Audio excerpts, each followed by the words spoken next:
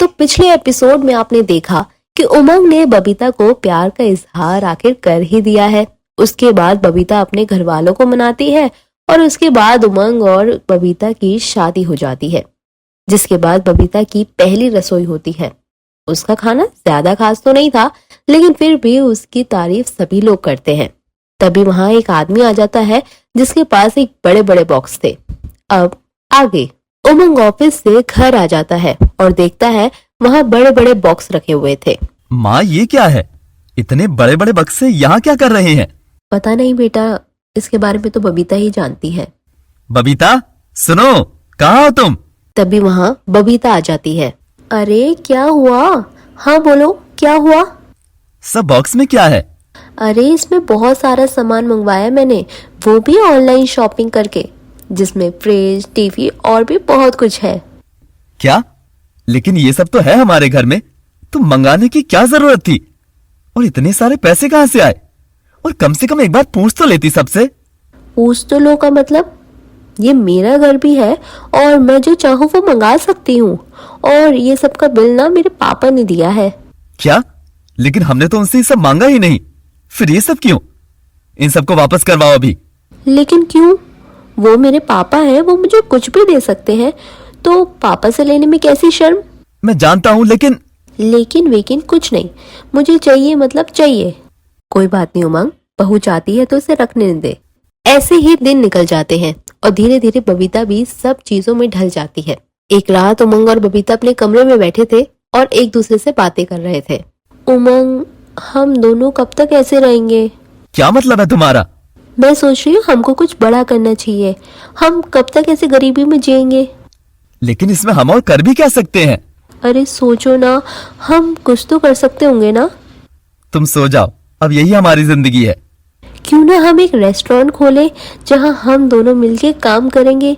मैं भी तो पढ़ी लिखी हूँ, मैं भी तुम्हारी मदद करवा दूंगी। हाँ, सही बोल रही हो तुम, लेकिन हमारे पास इतने पैसे कहाँ से आएंगे? तभी वहां उसकी माँ आ जाती है। अरे बेटा, तो चिंता क्यों कर रहा है? हम है ना, हम करेंगे मदद। माँ, आप यहाँ? लेकिन माँ, हमारे पास इतने पैसे कहाँ से आएंगे?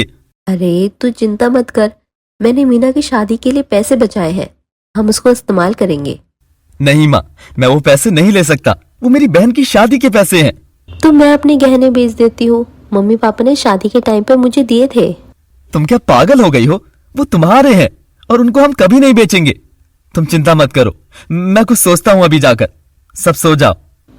अच्छा ठीक है मम्मी, आप भी जाके सो जाइए। उसके बाद सब सो जाते हैं। अगली सुबह उमंग अपने दोस्तों से मिलने चला जाता है।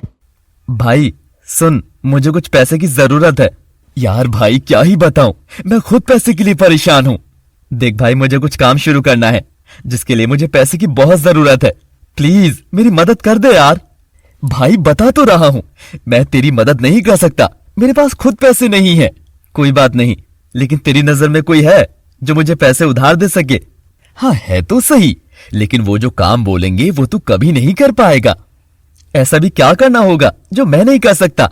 मेरे एक अंकल है, तो उनकी बेटी से शादी कर ले तो तेरे पास पैसा ही पैसा होगा, बिना उधार। वो चाहते हैं कि उनका बिजनेस संभाले कोई, तो तुझे दे देंगे संभालने के लिए। तुझे पता है ना, मेरी शादी हो चुकी है, फिर भी तू ये कैसी बातें कर रहा है?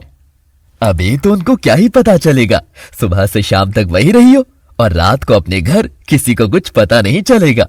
लेकिन ये तो गलत होगा ना। तुझे पैसे चाहिए या नहीं? हाँ चाहिए तो सही। चल ठीक है, हम कल चलते हैं। अगली सुबह उमंग जल्दी काम पे जाता है और देर रात घर आता है।